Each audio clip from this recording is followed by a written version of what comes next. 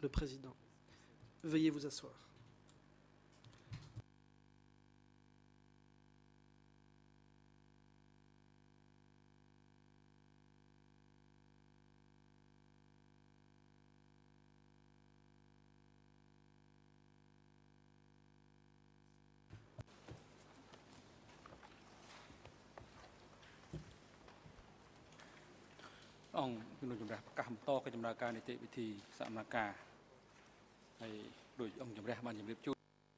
L'audience est ouverte. Comme annoncé la semaine dernière, aujourd'hui va se poursuivre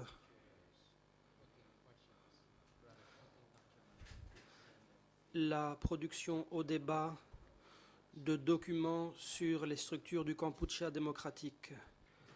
L'accusation aura la parole et devra en terminer d'ici à la fin de la matinée. La parole est donc à l'accusation pour la production au débat des derniers documents.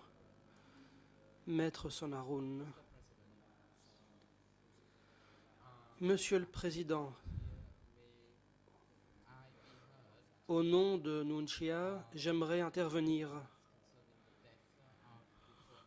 au sujet du décès de l'ancien roi du Cambodge. Si vous m'autorisez à parler, je serai très bref.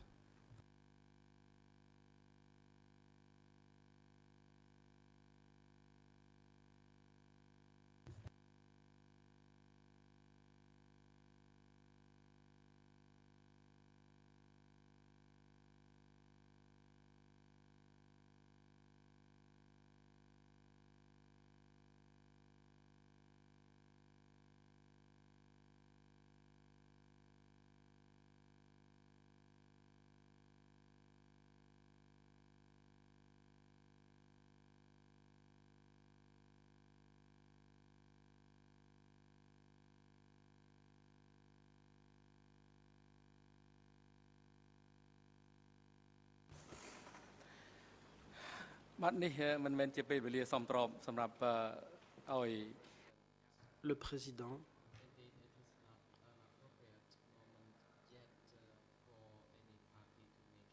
Ce n'est pas le moment de faire des observations à ce sujet.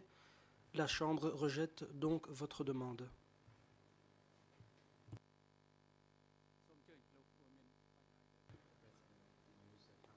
Maître, je vous en prie, allez-y. Maître Yanouzi, merci, bonjour. J'espère que tout le monde a bien pu se reposer pendant ces jours de congé. J'ai des questions d'organisation et d'intendance à soulever ce matin. Premièrement, j'annonce à la Chambre et aux autres parties que demain, en plus des documents déjà évoqués dans un courriel que j'adressais à la juriste hors classe, peut-être que demain, nous reviendrons sur le document E3-1568, 87-81, 488, et ce, en plus des documents que j'ai déjà cités. Deuxièmement, je demande des éclaircissements en ce qui concerne les audiences et la procédure. Il s'agit de la possibilité pour Nunchia de faire des observations sur les documents. Je pense que la Chambre a laissé la possibilité aux accusés, le cas échéant, de faire des observations sur les documents. Ma question est donc la suivante. Et ici, je vais répéter ce que j'ai mis par écrit. J'ai envoyé une demande à la juriste hors classe, mais je n'ai pas reçu de réponse. Je veux qu'il soit donné acte de mon intervention et j'aimerais que la Chambre me donne des indications.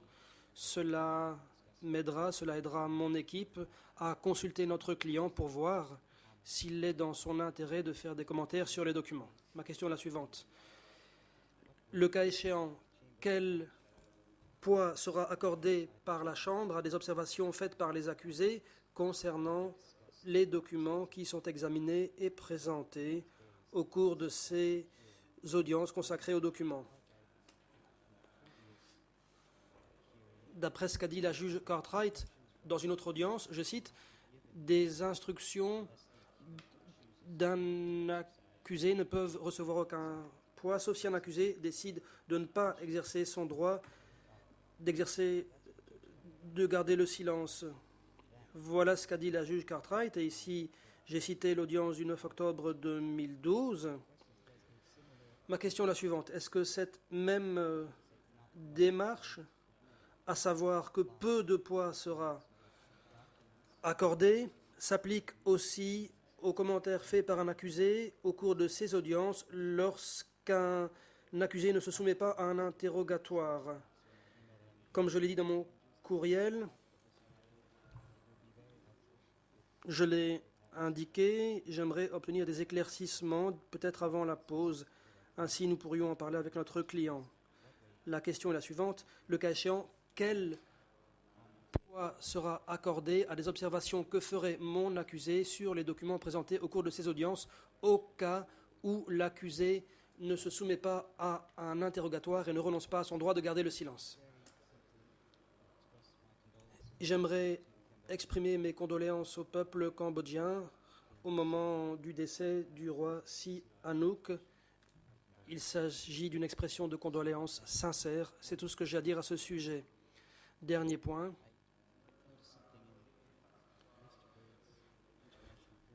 Dans le Herald Tribune d'hier, alors que j'étais dans l'avion et que je rentrais à Phnom Penh, j'ai lu quelque chose. Et je suis sûr que les gens connaissent Baroness Kinnock. Vous le savez bien entendu. Le micro est coupé, l'interprète n'entend plus rien. Le président. Maître, à maintes reprises, la Chambre vous a dit que vous deviez annoncer le thème de votre intervention et demander l'autorisation d'aborder le point en question. La Chambre pensait que vous aviez compris et la Chambre ne pensait pas qu'un tel rappel serait nécessaire.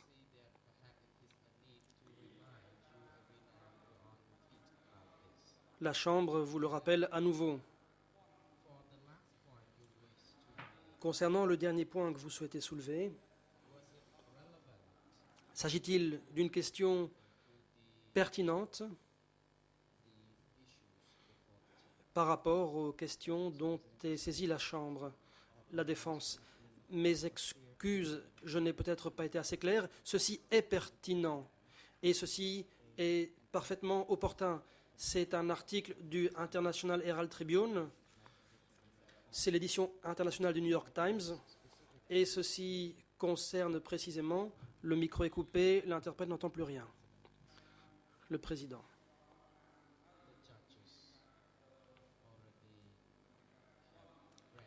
Les juges ont déjà lu cet article et celui-ci n'a rien à voir avec l'audience d'aujourd'hui. Deuxièmement, si vous pensez que cet article est pertinent, vous pouvez le traiter comme un nouvel élément de preuve. Auquel cas, vous devrez déposer ce document devant la Chambre par écrit, et ce, 2 semaines avant que la question ne soit traitée. Vous en avez déjà été informé. Veuillez donc vous conformer à cette règle et à ces instructions données par la Chambre. Veuillez éviter de répéter les mêmes erreurs.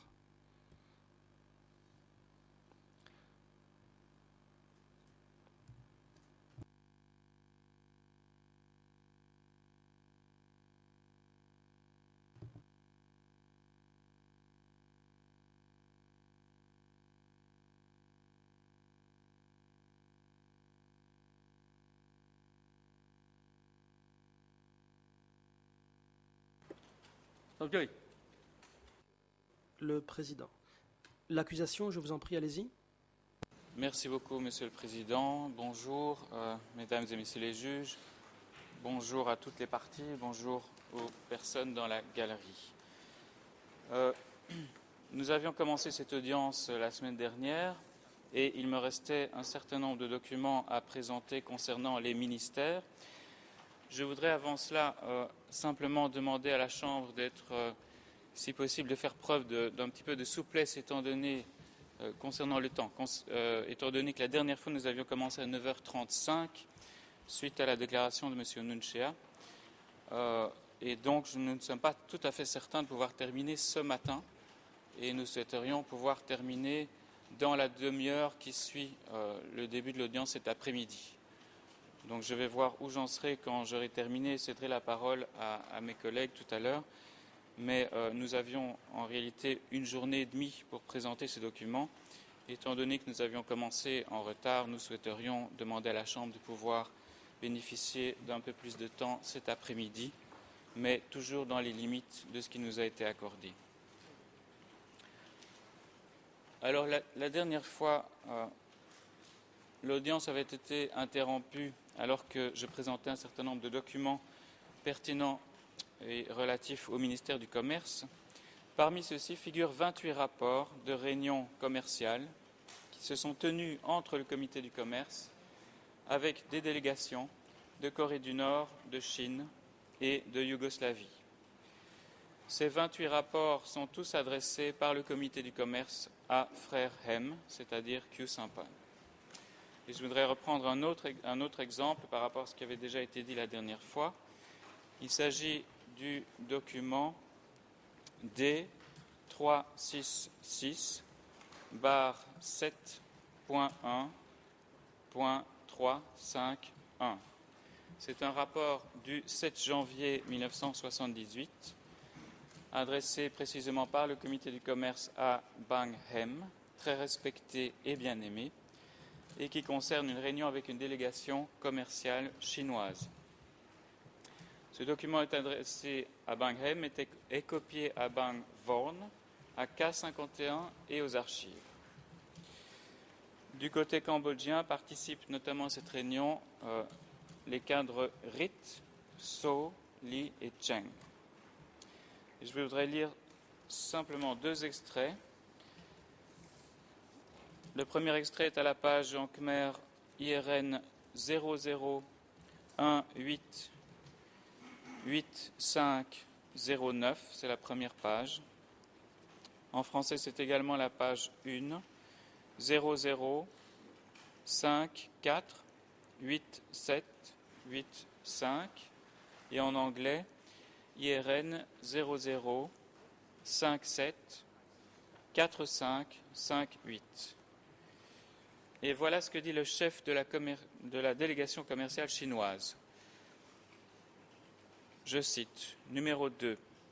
Soyez informés que le navire Hong Chi, transportant du matériel militaire, arrivera au port de Kampong Som ce 7 janvier 1978.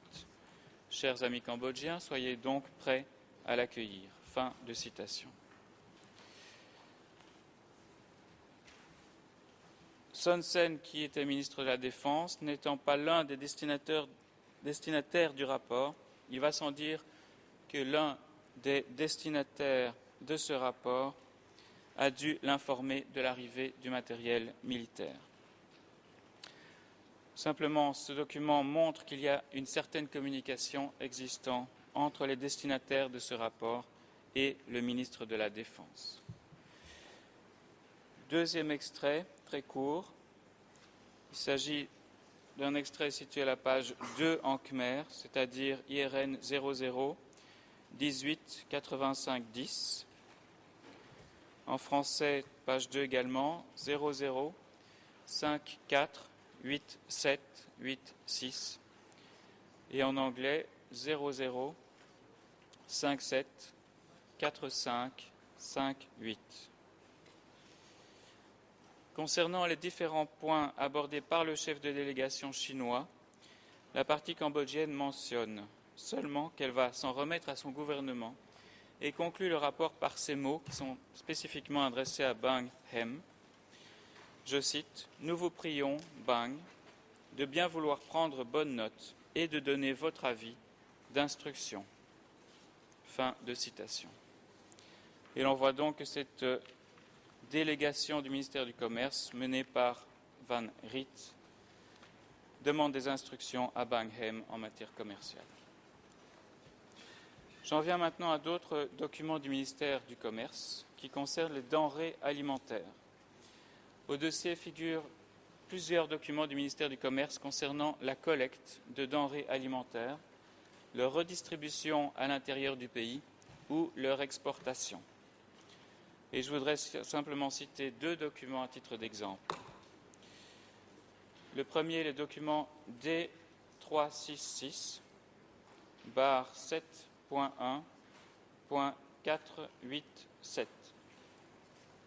C'est un rapport hebdomadaire sur le riz non décortiqué et décortiqué, daté du 1er au 7 mars 1977. Sur la première page, il y a une annotation qui indique « Envoyé ce jour même à Bang Hem en un exemplaire, 10 mars ». Je crois qu'on va projeter ce document. Ce document décrit dans des tableaux les quantités de riz qui proviennent de différentes zones du pays et comment ce riz était en partie redistribué ou surtout stocké. Son importance est qu'il dénote la fonction de coordination du ministère du Commerce et de son ou ses supérieurs concernant la production, l'acheminement, le stockage et la redistribution de cette denrée alimentaire de base. Un deuxième document du ministère du Commerce concernant les denrées alimentaires est le document IS 18.68. Il est daté du 4 novembre 1978 et est intitulé « Statistiques concernant les importations et les exportations de l'année 1978, de janvier à septembre ». Là aussi, à la page 2, en français, apparaît une annotation qui dit, je cite, « Une copie a déjà été envoyée à M. Hem ». Fin de citation. Ce document détaille notamment dans son deuxième tableau une liste de biens exportés par le Kampuchea démocratique en 1978, et qui comprend du paddy et du riz décortiqué, du sésame, du soja, des haricots, des arachides, des poissons et d'autres matières premières, comme le bois, kapok et verre. Et ce qui est intéressant, c'est de voir dans ce tableau et dans les derniers tableaux quels ministères, comités, zones et même état-major et bureaux de l'ANCAR, les fameux bureaux K, ont importé des biens durant cette période. Là encore, nous pensons que ces tableaux montrent le rôle de coordination du ministère du Commerce vis-à-vis de nombreux organes ou niveaux de pouvoir du Kampuchea démocratique en matière de commande de biens à importer ainsi que des biens destinés à l'exportation. Autre type de documents du ministère du Commerce, ce sont ceux qui concernent l'identification et l'élimination des ennemis. Il y a tout d'abord un document très important pour le ministère du Commerce. Il s'agit du document E3, barre 1159. E3, barre 1159. C'est un compte-rendu du congrès du ministère du 25 au 26 juillet 1976. Et première chose, l'on constate qu'au sein du ministère du Commerce, des assemblées ou des congrès se tenaient également, à l'image de ce que l'on a vu en ce qui concerne le ministère des Affaires étrangères. Et vous vous rappellerez que j'ai présenté l'agenda du ministère des Affaires étrangères la semaine dernière. Il portait le numéro E3, barre 522. Et il y a beaucoup de points communs entre ce document du ministère du Commerce, E3, E3/1159, celui du ministère des Affaires étrangères E3/522, ainsi qu'un document du ministère des Affaires sociales qui porte la référence E3/808. Parmi ces points communs entre ces documents, l'on retrouve le fait que la situation des ennemis occupe une place particulière dans les débats au sein des réunions qui ont lieu dans ces ministères. Et cela en conformité avec les thèmes qui sont développés dans les étendards révolutionnaires, les circulaires et les instructions du Centre et du PCK, telles que mes collègues la semaine dernière l'ont présenté. Alors, premier extrait de ce document E3/1159. On le trouve en khmer aux pages 1 et 2 du document, c'est-à-dire IRN 00 18 82 04 jusqu'à 05. En français, page 1 à IRN 00 66 54 60 jusqu'à 61. Et en anglais, 00 70 1587. Je cite cet extrait. 1. La situation des ennemis. Petit 1.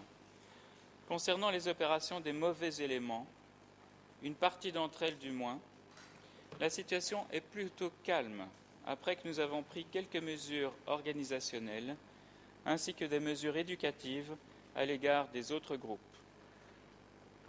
En dehors de cela, il y a eu l'émergence de phénomènes comme ci-après. Fin de citation. Et sont cités comme phénomènes des cas de violation de la moralité, des dégâts matériels aux véhicules, la perpétration de meurtres, ainsi que, je cite, l'établissement de contacts pour ouvrir une voie du côté du nord-ouest. Les ennemis ont l'intention de s'infiltrer par cette voie-là. Ces ennemis étaient les partisans de cette espèce de In-Tam. Point 2. Les mesures que nous avons prises. Les qualités. Avoir éduqué et entretenu l'intérieur de l'institution au sujet des ruses de l'ennemi, des ruses des ennemis. Avoir pris un certain nombre de mesures vis-à-vis des gens libertins et irrécupérables. Avoir renforcé les mesures de surveillance, de défense du parti, de défense de la révolution, de défense des masses populaires, ainsi que de défense des biens collectifs. Les insuffisances, l'éducation et l'entretien n'ont pas encore atteint un niveau suffisant. Le soin apporté au suivi à la trace des biographies et à la purification est encore faible. Fin de citation. Et vous vous souviendrez que ces mêmes termes de ruse des ennemis, gens irrécupérables, suivis à la trace des biographies, sont aussi des termes que l'on retrouve communément dans l'agenda de B1 du ministère des Affaires étrangères dont nous avons parlé la semaine dernière.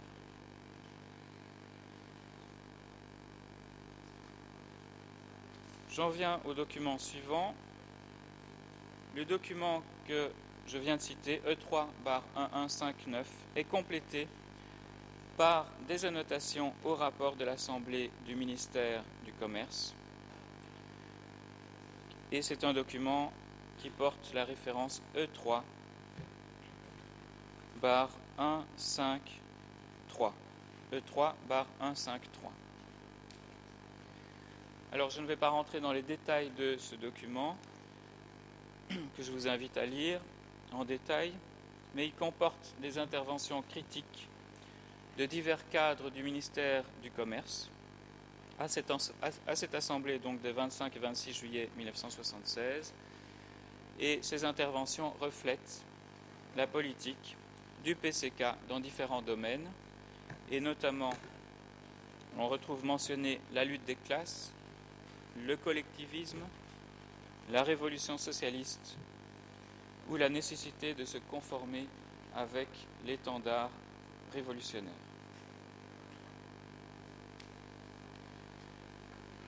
Deux documents précis du ministère du Commerce, qui sont tous les deux datés du 17 octobre 1976, concernent, eux, le pouvoir ou l'autorité du ministère du Commerce de procéder à l'arrestation et à l'envoi d'ennemis à la sécurité, ce qui est également le reflet des politiques du centre à cet égard.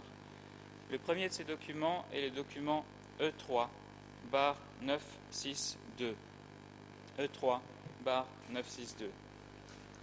Il s'agit d'une décision du comité du ministère du Commerce du 17 octobre 1976. Et je ne vais citer que le tout début du document, qui ne fait qu'une ou deux pages dans chacune des langues. Et donc au tout début du document, à la page 1 dans chacune des langues, je cite: « Le comité du ministère du Commerce, après avoir consulté les sections relevant du ministère, décide d'arrêter et d'envoyer à la sécurité aux fins d'interrogatoire les personnes suivantes. » Fin de citation.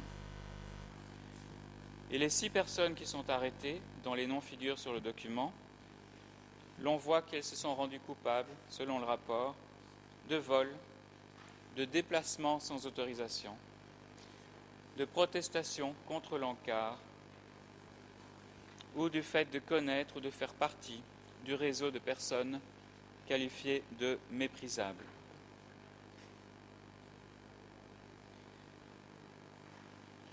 Le deuxième document nous renseigne également dans une certaine mesure sur le pouvoir qu'avait le ministère du Commerce et, au-delà, d'autres ministères concernant les ennemis. Il s'agit du document E3/174. E3/174. C'est également une décision du comité du ministère du Commerce du même jour, 17 octobre 1976, mais qui concerne des personnes différentes. Et je cite le début du document. Direction du ministère du Commerce, après consultation de tous les secteurs, décision. Ceux qui doivent être envoyés au centre de rééducation de la sécurité sont comme ci-après. Fin de citation. Et les personnes identifiées sont au nombre de 11. Et elles proviennent du secteur de la production générale, du marché urbain, du commerce et de l'hôpital. Elles sont accusées soit d'être des proches de personnes méprisables, soit de ne rien faire ou d'être indisciplinées dans le travail, soit d'être des militaires de l'Ancien Régime, ou encore de refuser d'être rééduquées ou d'avoir commis des actes d'inconduite immorale. D'inconduite morale, pardon. Au passage, je voudrais mentionner l'existence d'un autre document, E3/846, du ministère du Commerce, qui est un rapport qui concerne les mêmes arrestations du 17 octobre 1976 qui sont reprises dans les deux documents que je viens de mentionner.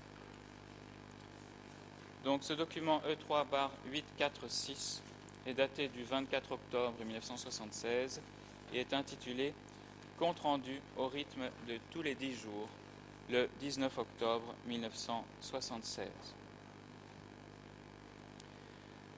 Enfin, comme pour le ministère des Affaires étrangères, il est utile pour le ministère du Commerce de s'en référer aux listes de prisonniers de S21 si l'on veut connaître l'ensemble des départements qui dépendent du ministère du Commerce. Et le document IS 16.52, qui porte également une autre référence, IS 16.53, et c'est sous cette dernière référence qu'on a la traduction anglaise. Donc ces deux documents, qui en fait ne sont qu'un seul, et sont une liste de prisonniers de S21 intitulée « The People at Commerce, arrested from the early stage up to 26th of March 77. Donc les personnes du commerce arrêtées depuis le début jusqu'au 26 mars 1977. Ce document comporte 210 noms. Il y a une première liste de 41 noms en provenance de la section agricole et une autre liste de 169 noms en provenance notamment des unités du commerce suivantes. Et donc c'est utile pour déterminer la structure de ce ministère. Donc ces unités qui sont mentionnées sont le commerce d'État, le commerce extérieur, le port de Kampong Som, les marchés Psart May, Orusei, Osei Keo, les entrepôts d'État, le kilomètre 6, le marché d'État et différentes unités dans le pays, dont le bureau du commerce de Poipet. Pour terminer avec le ministère du Commerce, je voudrais simplement mentionner que dans cette liste IS 16.52 et IS 16.53 figure notamment Tan Tri alias Chun. Et nous avions vu la semaine dernière que Chun figurait parmi les personnes qui étaient mentionnées comme membres du comité du commerce avec Van Riet. Au dossier figure également sa confession qui porte le numéro E3/1641. E3/1641. Un autre cadre du comité, Nem, N-H-E-M, de son vrai nom Titson alias Prum Nem, figurait lui comme deuxième membre du comité du commerce dans la décision du comité permanent des 19 et 21 avril 1976. C'était le document E3/235. Et c'est également cette personne-là qui était le premier des cadres à émettre des commentaires lors du congrès du ministère du Commerce des 25 et 26 juillet 1976 dans le document E3/153. Son nom apparaît dans une liste de prisonniers de S21 qui porte la référence IS 16.50 au numéro 7 de cette liste. Sa confession, ou ses aveux S21, datés du 8 novembre 1976, porte le numéro D82, barre 2 en chiffres romains, annexe 42. Donc D82, barre 2 en chiffres romains, annexe 42. Pour terminer très rapidement avec le tour des ministères qui nous semblent les plus importants à ce stade, j'en viens au ministère des Affaires sociales et ne vais évoquer que 2 documents. Le premier est le document E3/226, E3/226, qui est un procès-verbal du bilan des affaires sociales et sanitaires du 10 juin 1976. Il s'agit d'une réunion du comité permanent avec le camarade secrétaire, le camarade sous-secrétaire et Hem d'une part.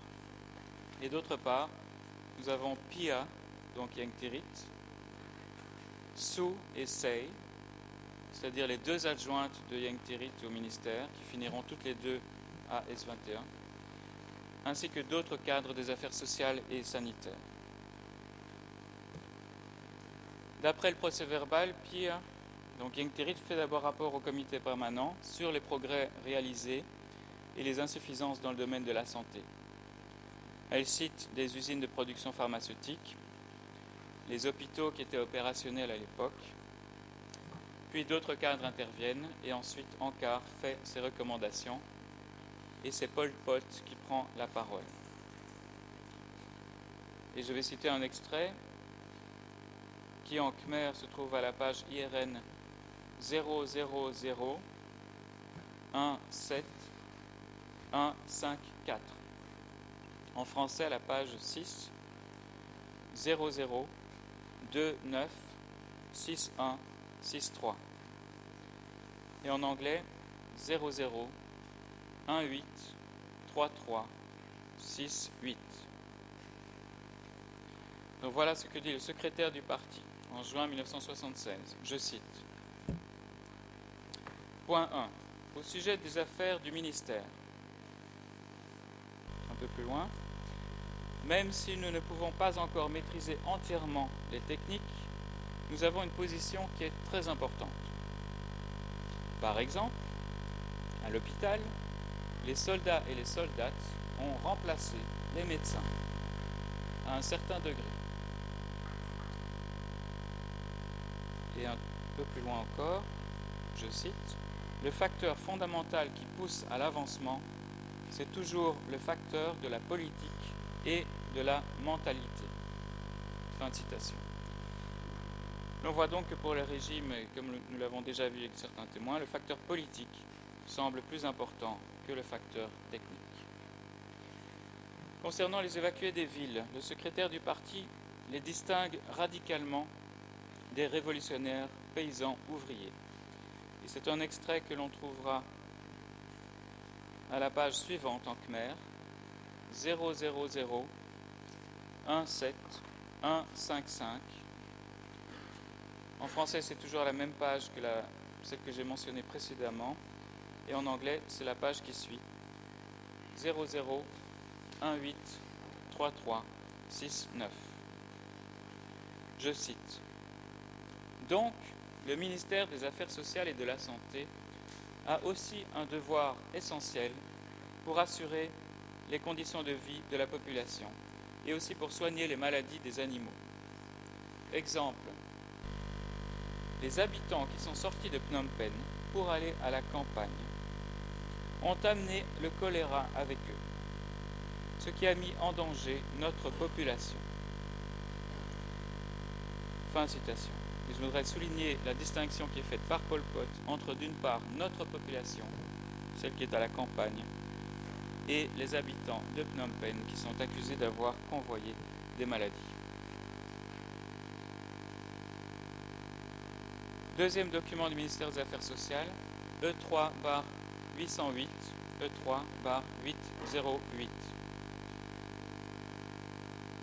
C'est une sorte de recueil de notes, un peu comparable à ce que l'on a vu pour le ministère des Affaires étrangères, c'est-à-dire l'agenda, et le document qui est le compte-rendu pour le ministère du Commerce de la réunion de l'Assemblée du 25 et 26 juillet 1976.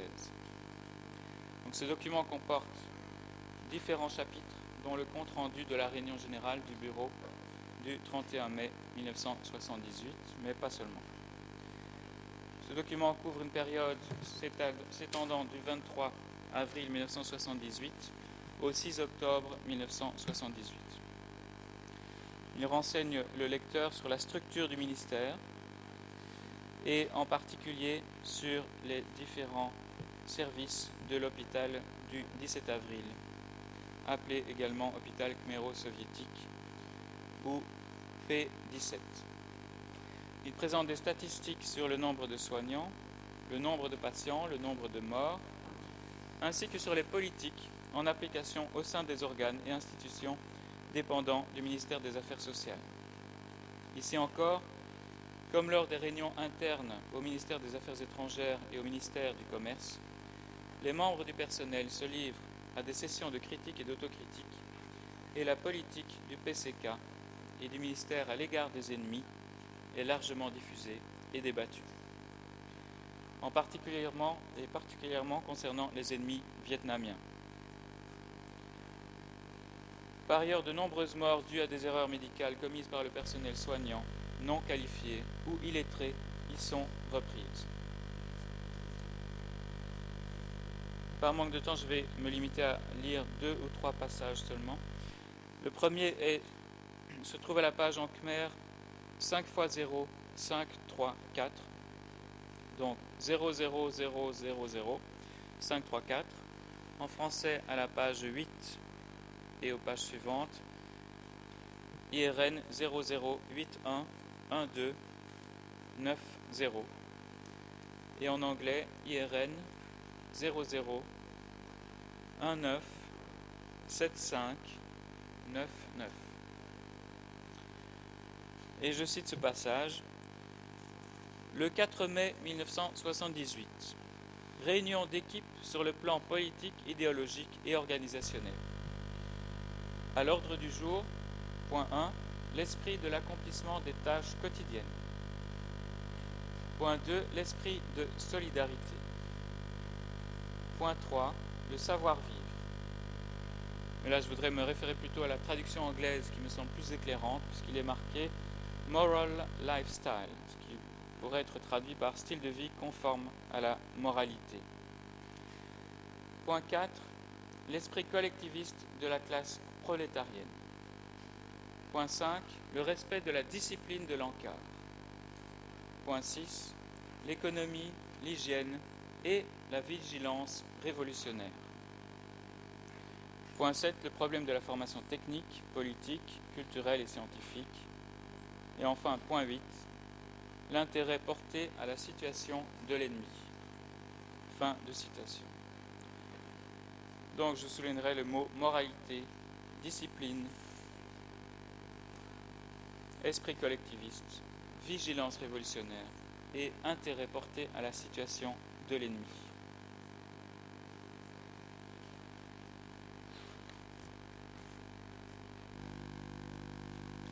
Je vais lire un deuxième extrait à la page en Khmer 5 x 0, 5, 7, 0. Donc 0, 0, 0, 0, 0, 5, 7, 0. En français, page 25, 0, 0, 8, 1, 1, 3, 9, 7. Et en anglais, 0, 0, 1, 9, 7, 6, 3, 5. Et je me permets de lire cette version, ce passage en anglais, parce qu'en français, il y a vraiment des déficiences au niveau de la traduction. Et donc je dis ça à l'intention des interprètes. Donc je cite en anglais. 1st of June 1978. Joint meeting.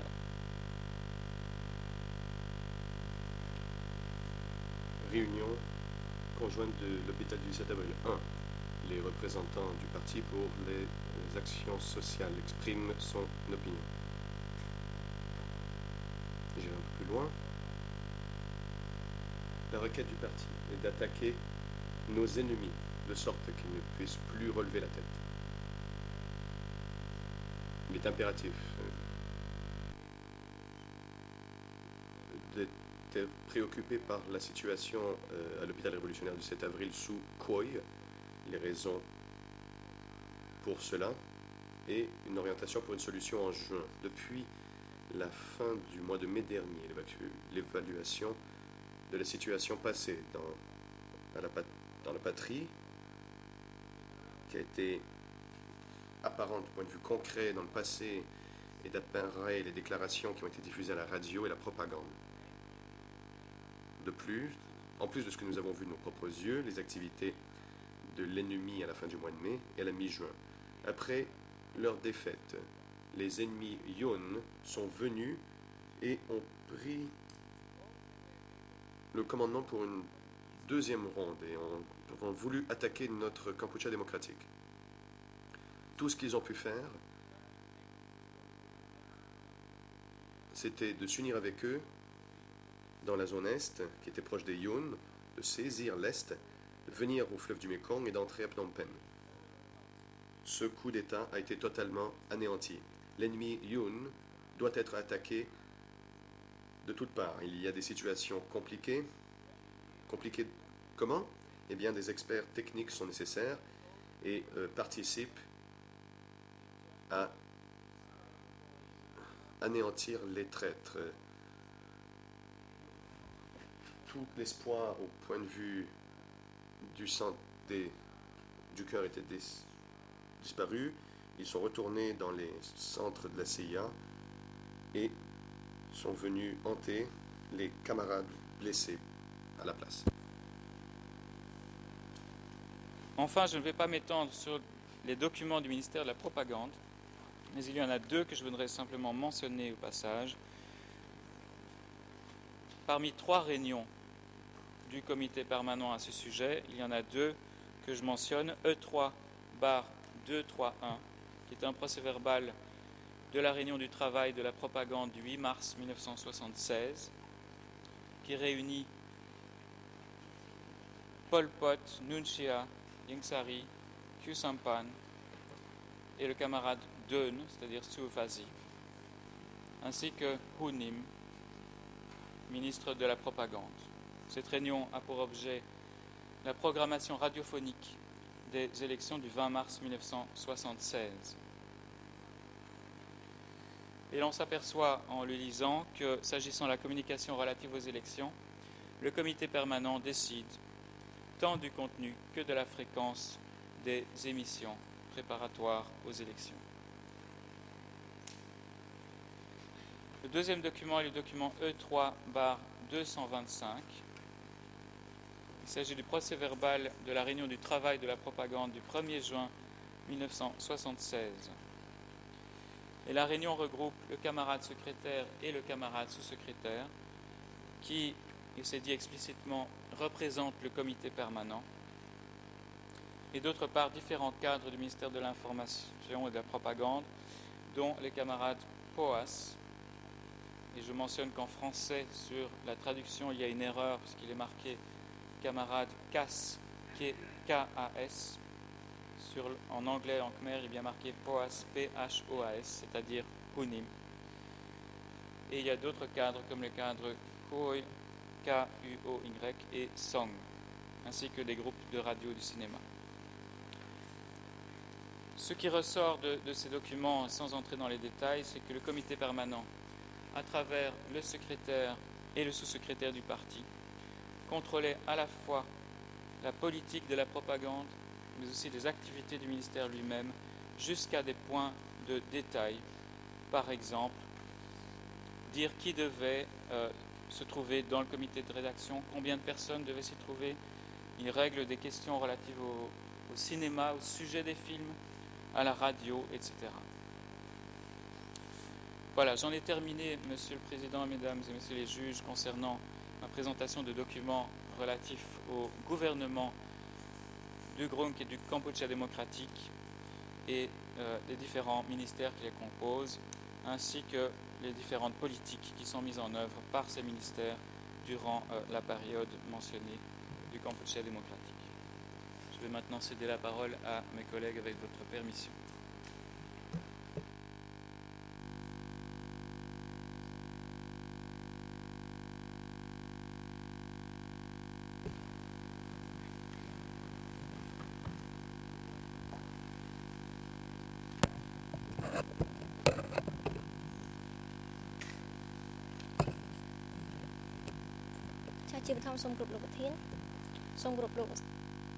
Bonjour, Monsieur le Président.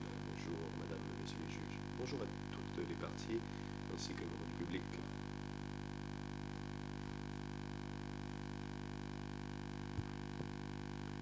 Je vais maintenant présenter certains documents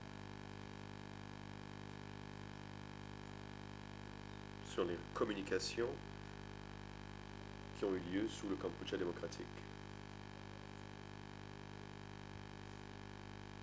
Et les documents montrent des décisions et des instructions données par le centre aux zones et des zones vers le centre, sous la forme de télégrammes et de rapports,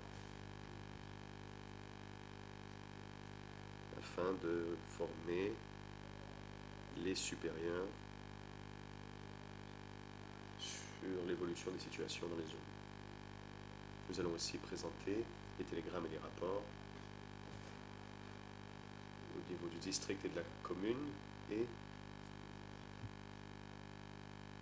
les méthodes de communication pendant la période. Toutefois, avant ma présentation, je demanderai la permission de la Chambre pour afficher certains documents à l'écran.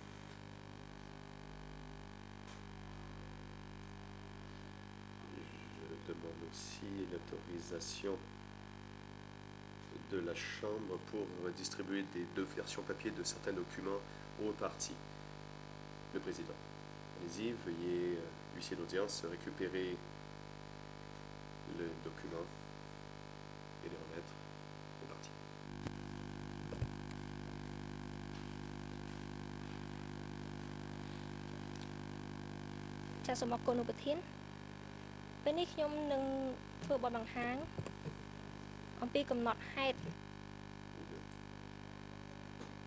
procureur. Merci, Monsieur le Président. Je vais d'abord présenter le document E3, barre 182, en date du 9 octobre 1975. ERN en clair 00 01 9108 A 19 00 en anglais 0018 3393 A 402 en français 00 29 28 68 à 79 dans ce procès verbal. Sur la liste, voit la liste des présences des membres du comité permanent, le secrétaire chargé des affaires militaires, le vice-secrétaire chargé des affaires sociales et culturelles, ainsi que la propagande et l'éducation. Camarade Van, responsable des affaires étrangères, tant pour le parti que pour l'État. Le camarade Heim, chargé du gouvernement. La liste des prix du commerce et autres membres. 13 autres membres. Toujours dans ce même document. 0018 33 95. En français 0029 28 71 et 72. Et il est indiqué l'instruction suivante. En effet, on indique au ministère qu'ils doivent transférer les télégrammes. Sur réception des télégrammes, les ministères doivent les transférer au bureau pertinent pour la considération de certaines questions. Les questions plus urgentes, notamment sur les questions militaires, doivent être référées à la section militaire. Si ce sont les affaires du parti, elles doivent être transférées à la section pertinente. Donc, toujours dans ce document, on voit le système de rapport. J'aimerais citer, lors de la réunion, tout le monde a fait rapport. Le travail est envoyé au camarade Dunn et plus tard, il a été envoyé aux sections concernées, notamment pour les affaires étrangères. Il faut que la section des affaires étrangères s'en occupe, car nous ne voulons pas que le comité permanent s'occupe de cela, car les bureaux doivent travailler à la mise en œuvre de la ligne du parti. Plus loin, il est aussi indiqué qu'à partir que cela doit se faire à partir de demain. Fin de citation. Ensuite, toujours dans ce même document, 009 118 en anglais 0018 3401 en français 00 29 28 7879, donc page 11 de la version Khmer du document. On y montre, plutôt on y explique les obligations et les responsabilités du service de télécommunications. On utilisait les télécommunications pour des communications en temps de guerre.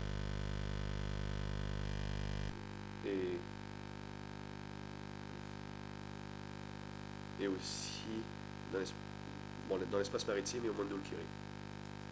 J'aimerais maintenant présenter un autre procès verbal, document E3 barre 232. Procès verbal d'une réunion dans les bases 8 mars 1976. Toujours dans ce document,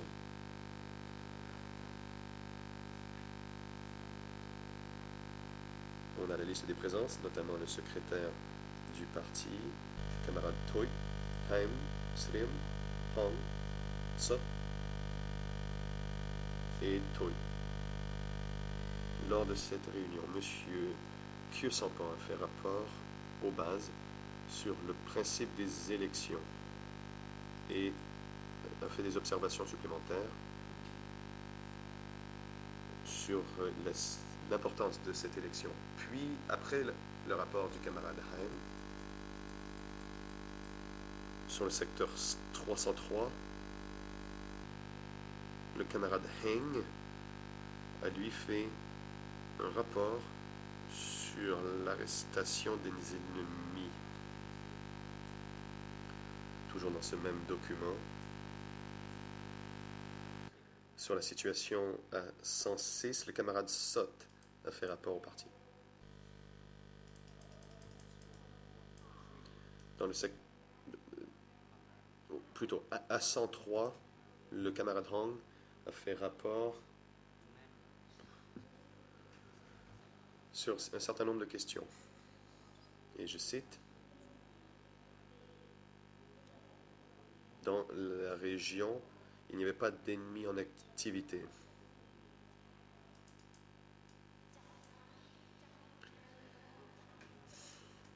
Il y avait en fait simplement des groupes qui ont fui. Par exemple, de 303 comme Kampong Chhnang, depuis le mois de janvier, presque une centaine ont été arrêtés. Et toujours dans ce même document E3-232, il est aussi indiqué que l'ANCAR a donné une instruction à la base, et j'aimerais citer. À propos du problème à 303, les mesures à prendre sont les suivantes. Il faut faire venir ceux dont le nom est cité pour les interroger. Il faut les faire venir. Il faut convoquer les personnes concernées à l'interrogatoire, puis ensuite interroger en présence des accusateurs pour voir quelles sont leurs actions. Il y a 2 étapes. D'après les interrogatoires, les laisser de côté, puis rendre compte à la hiérarchie en accompagnant les dossiers.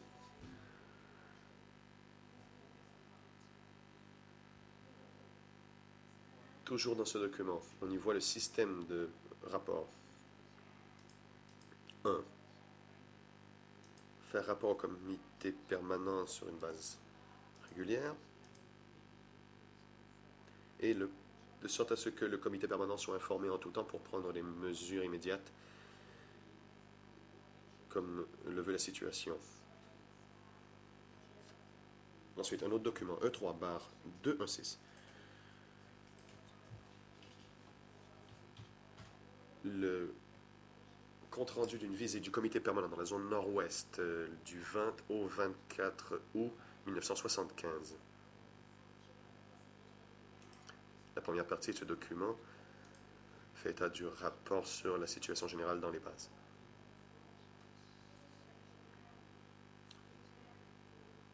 Dans la première partie du rapport, on y parle des pénuries d'aliments et des difficultés du peuple nouveau. Le peuple nouveau a dû subir aussi des pénuries de médicaments, de nourriture, et à l'ouest de l'OVA, le long de la rivière de Mankolborei, beaucoup de gens ont eu la fièvre. Point numéro 2, sur la situation ennemie. On y fait rapport sur l'activité interne. J'aimerais citer le document.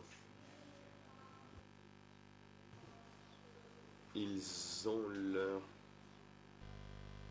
réseau d'espionnage pour communiquer d'un endroit à l'autre. Et ils ont aussi infiltré les cheminots, entre parenthèses les nouveaux cheminots, et ils y font des guerres psychologiques et de sabotage. Il y a dans nos rangs ceux qui n'ont pas encore été purgés. Et on utilisait ces gens pour aider les habitants à s'enfuir. Et nous les avons arrêtés les uns après les autres. Toujours dans le même document, point numéro 2, il y avait les instructions de l'ANCAR. On y parle notamment des affaires de la défense nationale au point A. Problème clé. Et trouver des résolutions pour les problèmes politiques du peuple.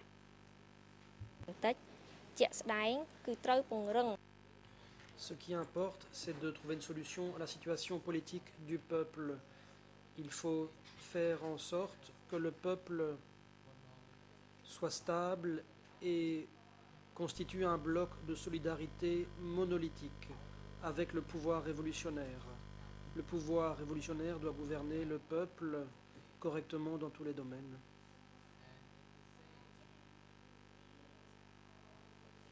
Toujours au point numéro 2, il est question du rôle des coopératives. Elles sont classées en deux catégories.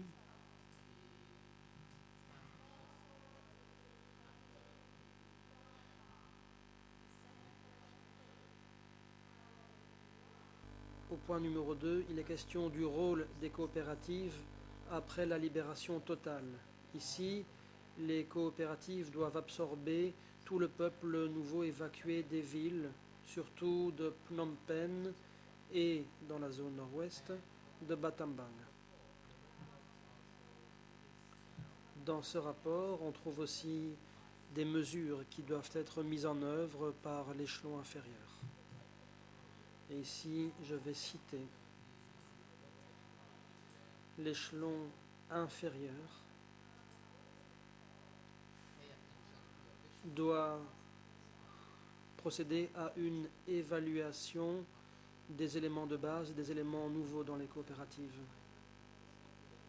À présent, je passe à un autre document, E3/200.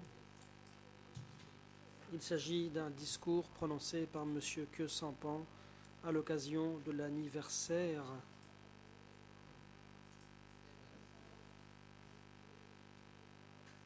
de la victoire qui a eu lieu au mois d'avril. C'est un discours du 15 avril 1977, en anglais 000 4165. Je cite: « Nous devons tout mettre en œuvre pour empêcher l'ennemi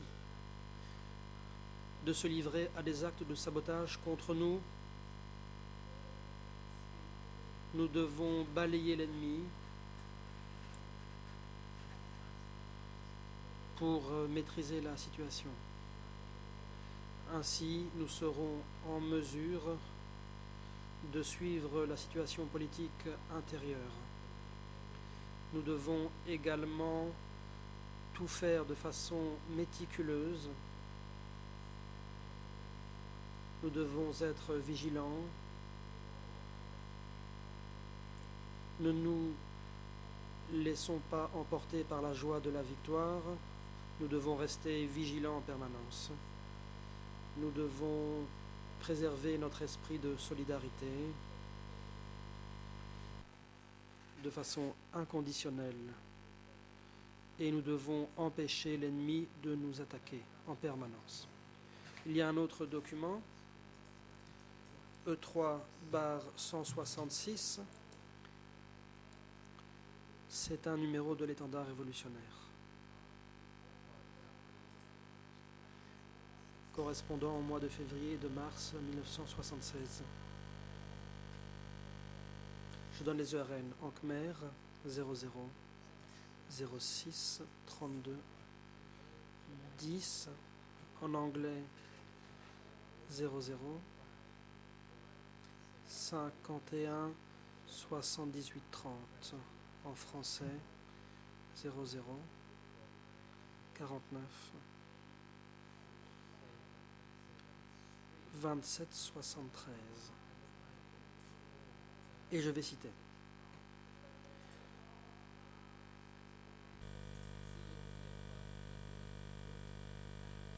s'agissant des bons et mauvais éléments susmentionnés, dans le contexte de la propagande, il faut éduquer les masses populaires et tous les membres et les cadres du parti, à tous les niveaux du parti, doivent accorder toute l'attention voulue à cette question. Il convient de faire de la propagande pour éduquer les masses populaires.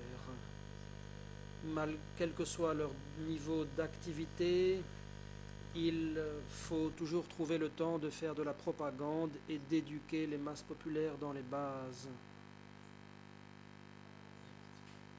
Ensuite, document E3/2, c'est une décision du comité permanent, ou plutôt E3/12, c'est une décision datant du 30 mars 1976. Ce document existe dans toutes les langues.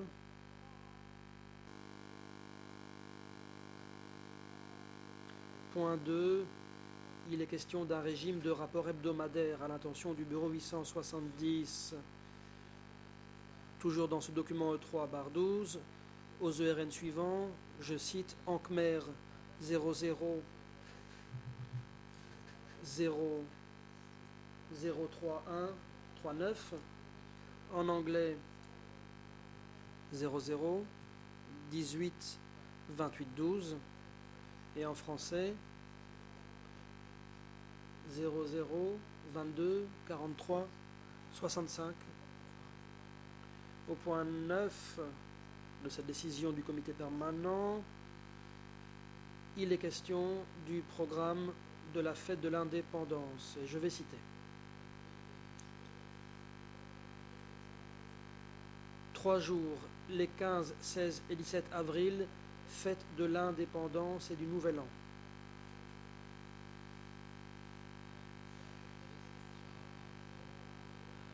Il est dit que les gens des bases doivent pouvoir assister aux sessions de formation politique. Autre document, E3/160, il s'agit d'instructions données par le bureau 870 concernant l'organisation des célébrations organisées à l'occasion de l'indépendance. Au cours de ces 3 jours, les 15, 16 et 17 avril, le frère doit demander à tous les employés du ministère de prendre congé pour célébrer cet événement. Les paysans aussi doivent être autorisés à prendre congé pour profiter de cette célébration. Il faut préparer à manger pour accueillir la population. Pour ces célébrations,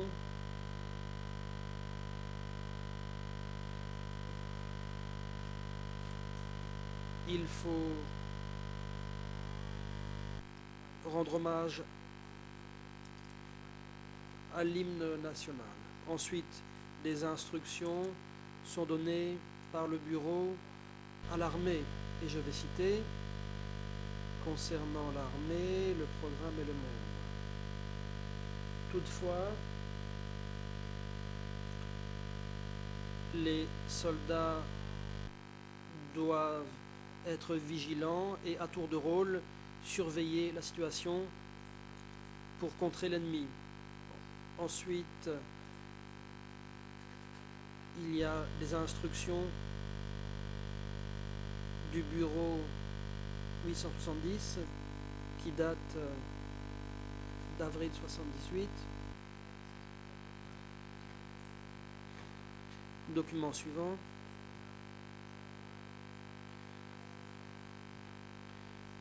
Document E3/727. Il s'agit d'instructions du bureau central. Ceci concerne la lutte contre les agresseurs vietnamiens et les Vietnamiens à valeur de territoire.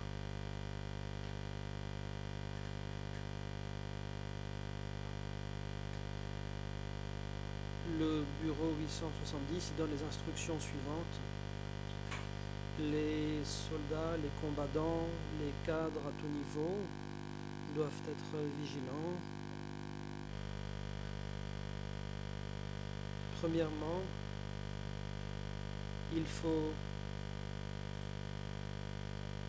combattre l'ennemi Yun expansionniste et à valeur de territoire agressif. Il faut accroître l'esprit de vigilance révolutionnaire. Il faut en permanence débusquer les agents de l'ennemi Yun sans laisser l'ennemi se dissimuler. Il faut les éliminer et maîtriser la situation progressivement. Autre exemple de communication entre le comité central et les échelons inférieurs, c'est le document E3 barre 1150.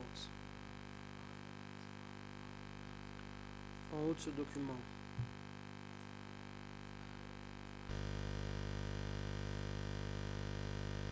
On trouve la mention suivante. Chers camarades bien-aimés IA. Ce document existe dans toutes les langues de travail. Voici ce qu'on trouve au point 1. Nous avons bien reçu vos télégrammes datés des 9 et 10 novembre 1975.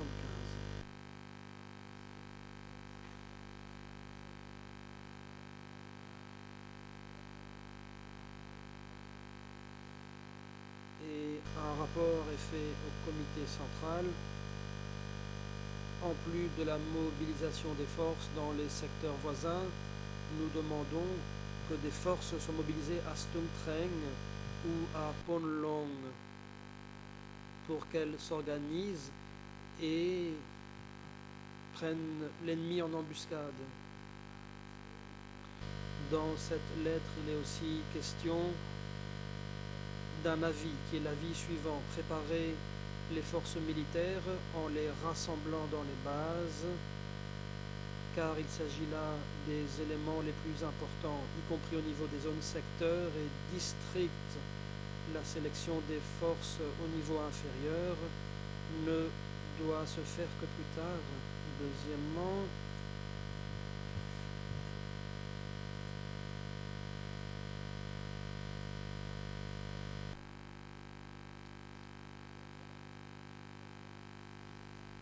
trouver les moyens de les débusquer. Ensuite, concernant le peuple nouveau, nous avons reçu un télégramme ce matin. Un rapport sera fait plus tard. Document suivant. Le 3. Barre 241. C'est le télégramme numéro 52, envoyé par la nouvelle zone nord. Zone 801, dirigée par Sai. Le télégramme a été envoyé au bureau 870. Le premier point concerne la situation des ennemis. En Khmer, le RN est le suivant: 0002 09 08. En anglais, 00 18 36 27. Et en français, 00 33 51 92. Je vais citer.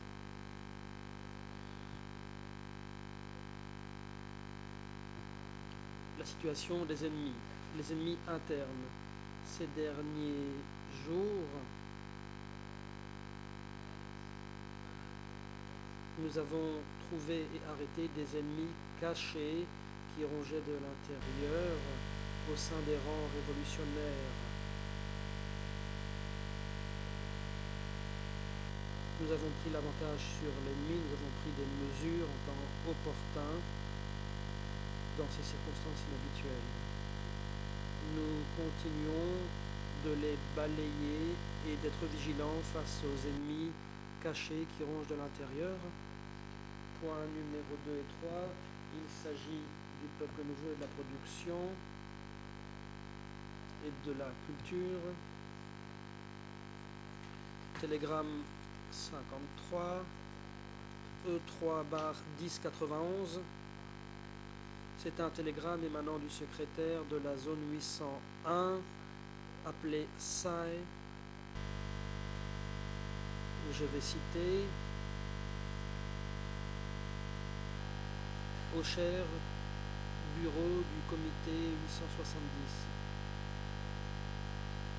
Suite à la décision du parti, on m'a ordonné d'aller travailler dans le secteur 103 pour un certain temps et je voudrais faire rapport sur mes activités comme ci-après. Je suis allé travailler pendant 10 jours dans 5 districts: Tabeng, Kulen, Sankuntmei, Rowiang et Choam-Ksan.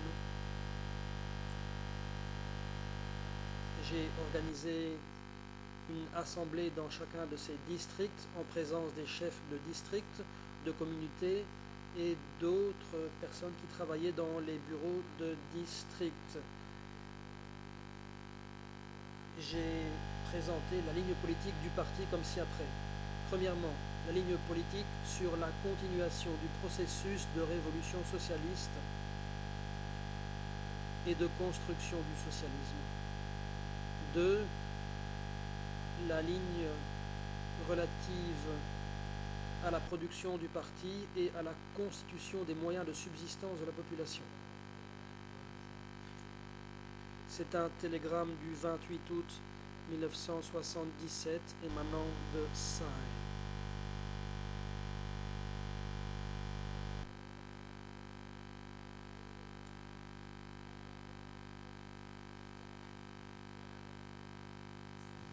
Autre télégramme, le télégramme 60, document E3 bar 1144.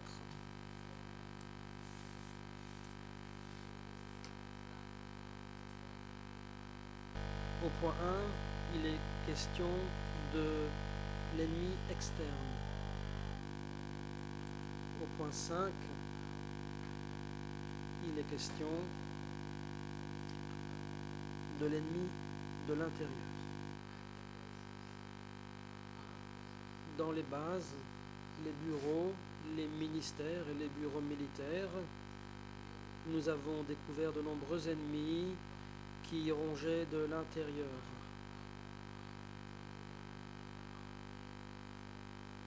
Soit en espionnant,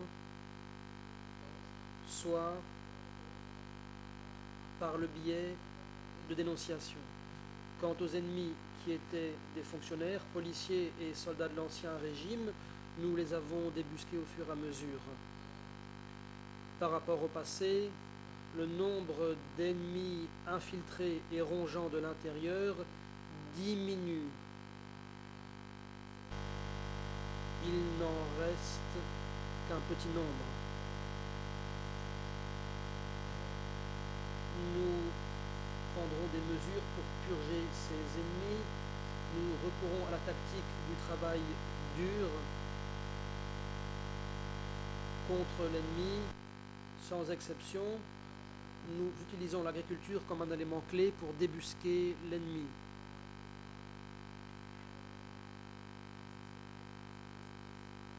Ensuite, point 2, la situation de la population. Il y a aussi le point 3, situation militaire. Le point 4 concerne la situation de l'agriculture dans tous les districts de la zone. Le 5e point concerne les conditions de vie de la population. Et à la fin du télégramme, plusieurs personnes sont mentionnées, y compris Sae. Sae était le secrétaire du secteur 801. Le télégramme a été reçu le 6 septembre 1977 à 7 heures. Copie a été envoyée à l'oncle Nguyen, au frère Van, au frère Vorn, au frère Kyo, au bureau et aux archives. Autre document. C'est également un télégramme émanant du secrétaire de 801, c'est-à-dire le même camarade Sae.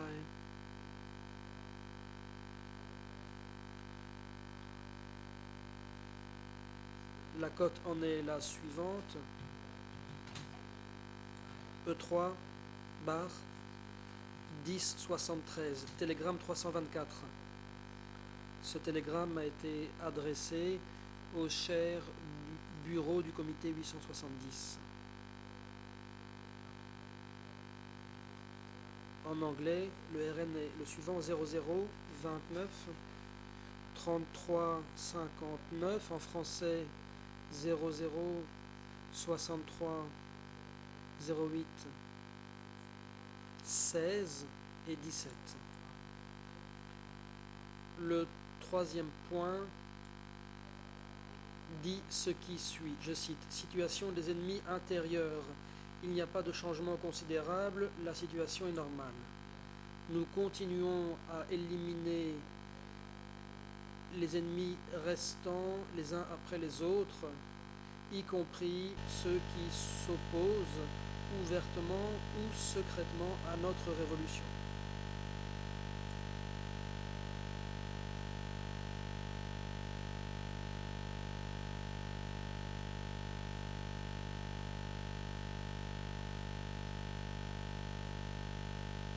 Nous en sommes bien sortis, l'ennemi ne peut plus lever la tête parce que les forces du peuple sont très puissantes.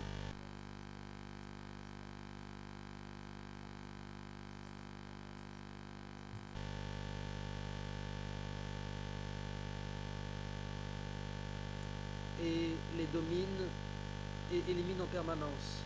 Ensuite, il est question de la camarade Son, la femme du camarade Man.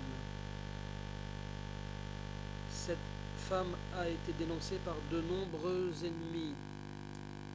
J'ai donc décidé de la retirer et de l'envoyer à la zone 801, au bureau de zone, pour qu'elle ne puisse pas poursuivre ses activités perfides. Ensuite, il y a un document émanant du secrétaire de la zone 801, le même Sae. Ce document a été adressé également au comité du bureau 870. Cher comité 870, je vous présente les avaux de Son Ip alias Kun,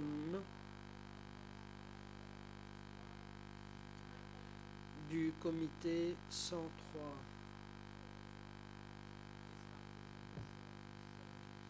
Ce document parle de la recherche des ennemis de l'intérieur constitués en réseau. Le camarade Sae, secrétaire de 801, a envoyé ce document au comité 870. Autre document, E3 bar 801 ERN en Khmer 0001 71 83. Je vous présente mes excuses. Les ERN en Khmer, en anglais et en français ne sont pas disponibles. Ce document est également envoyé par Sae et il y est question des aveux de Son In alias Kun, lesquels ont été envoyés au comité central.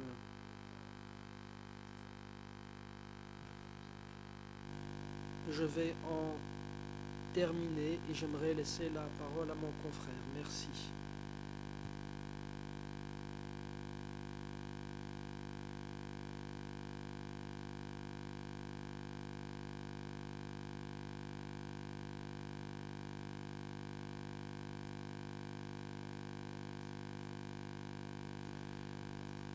L'accusation. Passons à différentes communications en rapport avec la zone nord-est. Communication maintenant de la zone nord-est à destination du centre du parti. Il serait bon d'avoir sous les yeux les cartes qui ont été distribuées.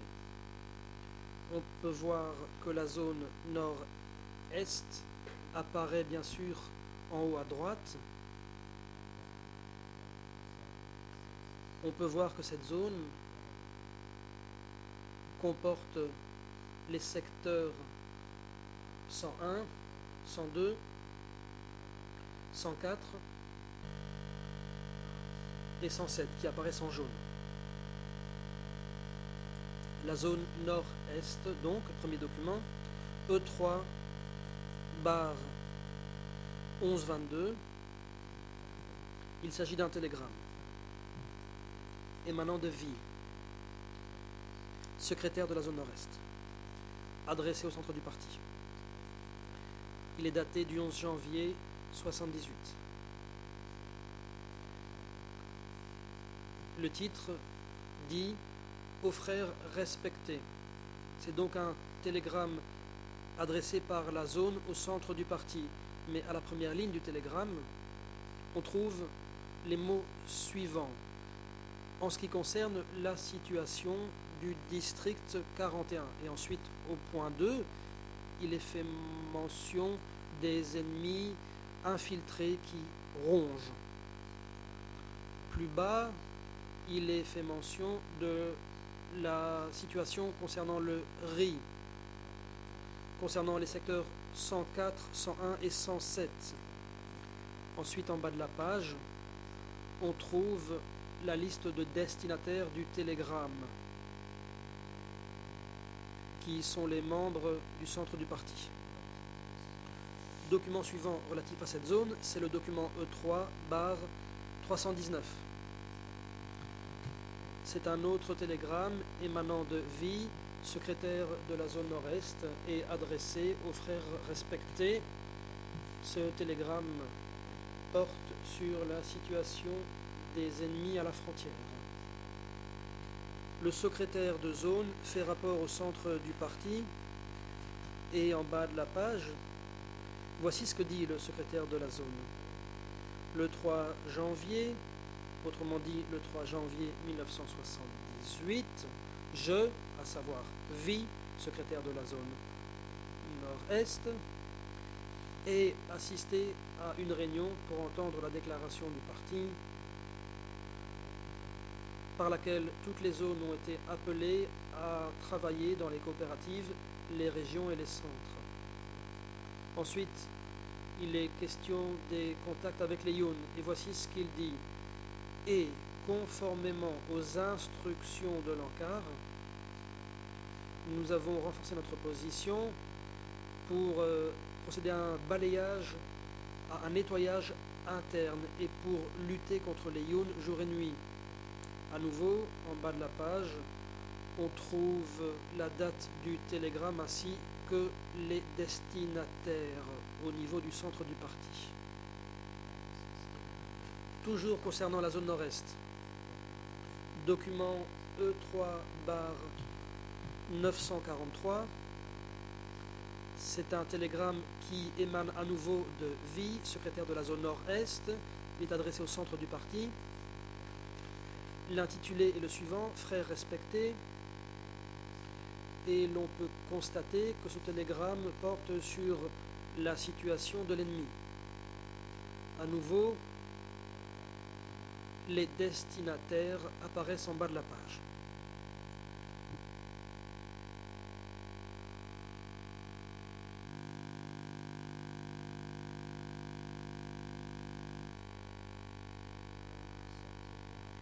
Je passe au secteur indépendant 105. Si vous avez sous les yeux une carte, vous pouvez voir que le secteur indépendant 105 apparaît en bleu. Et l'on trouve en dessous de ce secteur la mention du Mont d'Ulkiri. Premier document concernant ce secteur, c'est le document E3/1191. C'est un télégramme, le télégramme 00. Ce télégramme est adressé aux chers camarades d'Eun.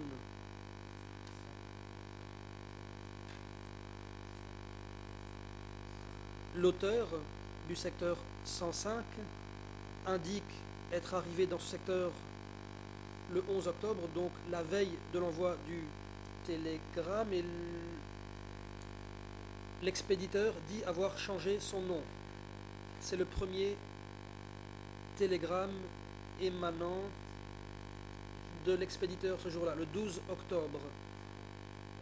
En plus du camarade Deun, il y a copie envoyée aux frères Nuon au bureau et aux archives. Le prochain document pour ce secteur E3/1192, c'est le même jour, le 12 octobre 1976. L'expéditeur au secteur 105 indique en haut du télégramme, il écrit « Cher frère Nuon, nous avons bien reçu votre télégramme. Nous sommes très intéressés par son contenu. Nous avons désigné une équipe chargée des affaires commerciales pour Phnom Penh. Le camarade Chun les a reçus.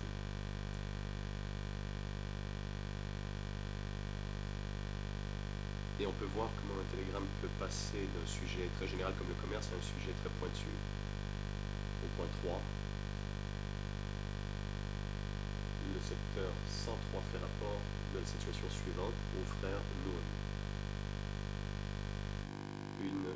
Un poste de radio cassé.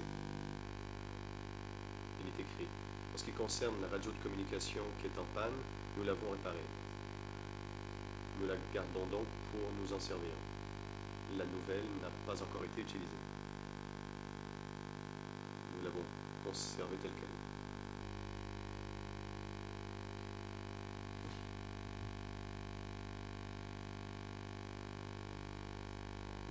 Ensuite, il y a communication du secteur indépendant 505 au centre du parti.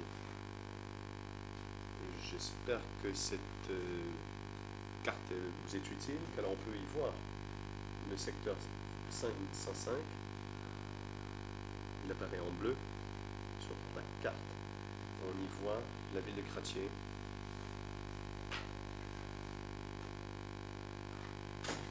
Donc, à côté de ce secteur indépendant 505. Le premier document de ce secteur, c'est E3, barre 257. Il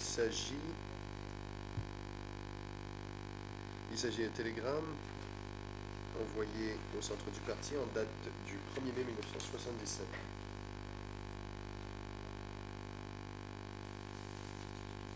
Adressé au très cher bureau 870. On peut voir au bas du télégramme qui sont les destinataires au centre du parti de ce télégramme.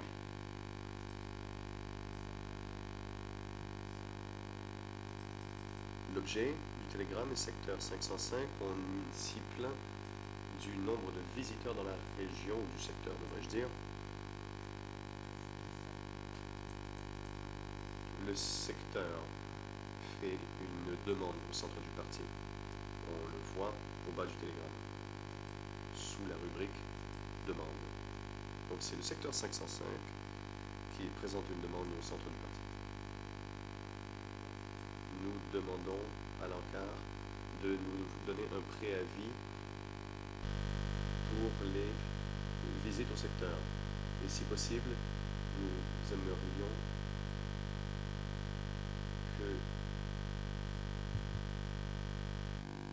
que l'encart nous donne des indications quant à la nourriture. Ensuite, je vais un peu plus vite, je vais passer aux communications provenant de la zone Est au centre du parti. Donc, une fois de plus, sur la carte, on peut voir que la zone Est est en bleu. Et on peut y voir les secteurs, donc les secteurs 21, 20, 21, 22, 23 et 24. Le premier document, E3, barre 879. Il s'agit d'un télégramme daté du 11 novembre 1975. C'est un télégramme envoyé par Chon, ou Sao Pim, le secrétaire de la zone Est, adressé au frère Paul. Le titre: mes respects, très respecté, l'attention du très respecté bien-aimé camarade Paul, à titre d'information. J'aimerais faire rapport sur la situation le long de la frontière, conformément au compte-rendu du secteur 23. Donc le secteur 23 avait envoyé un rapport à la zone, et le secrétaire de zone, Sao Pim, aussi connu sous le nom de Chon, envoie lui, conformément à ce rapport provenant du secteur, son propre rapport de zone au frère Paul. Dans le rapport du secrétaire de zone,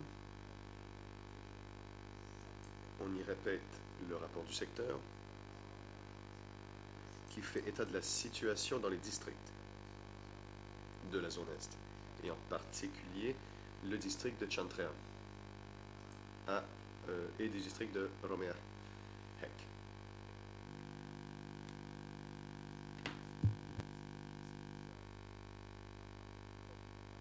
Puis, document E3, barre 871. Il s'agit d'un télégramme en date du 21 mars 1976. C'est un télégramme donc envoyé par le secrétaire de la zone Est, Chon ou Saupim, au centre du parti.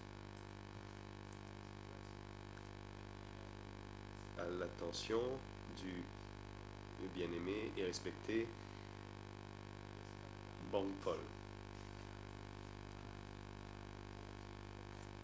On y fait rapport au centre du parti, conformément au rapport du camarade Chouk du secteur 24.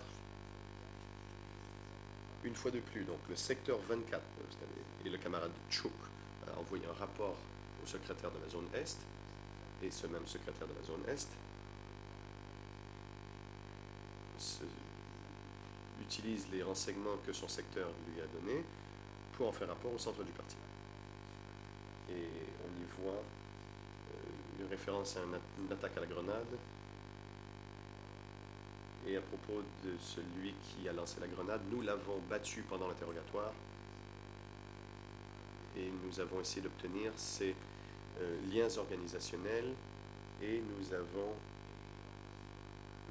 retrouvé 20 autres personnes dans les bases. Le président. Le procureur va y attendre. La défense de Kius en demande la parole. Allez-y, maître. Je vous remercie, Monsieur le Président. Une petite remarque, car je m'aperçois que depuis tout à l'heure, mon confrère fait référence au centre du parti. Mais c'est une expression qu'il a inventée et qui ne figure pas sur les documents qu'il est en train de présenter. Et je crois que cela doit être précisé ici. Les télégrammes qu'évoque Monsieur le procureur ne sont pas adressés au centre du parti, comme il le dit. Par exemple, celui dont il est en train de nous parler est adressé à Pol Pot. Alors, on peut discuter sans fin de savoir si c'est la même chose ou pas. C'est une interprétation du procureur, mais je ne crois pas que ce soit l'objet de la présente audience que de plaider, mais simplement de proposer de manière objective peut-être des documents au public. Et là, je m'aperçois que ça n'est pas exactement ce qui est fait. C'est ce que je voulais signaler avec cette intervention. Je vous remercie.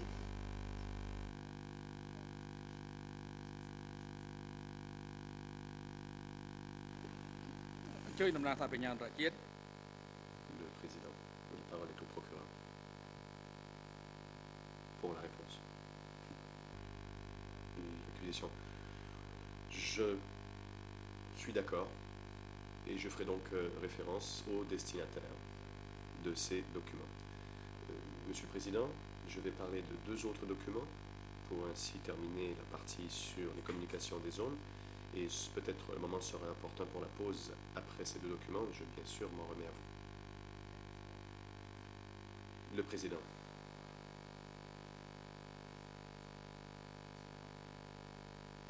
Il y avait une objection de la défense contre Verken. Avez-vous une réponse? Avez-vous une réponse à faire à l'objection de la défense du Kius?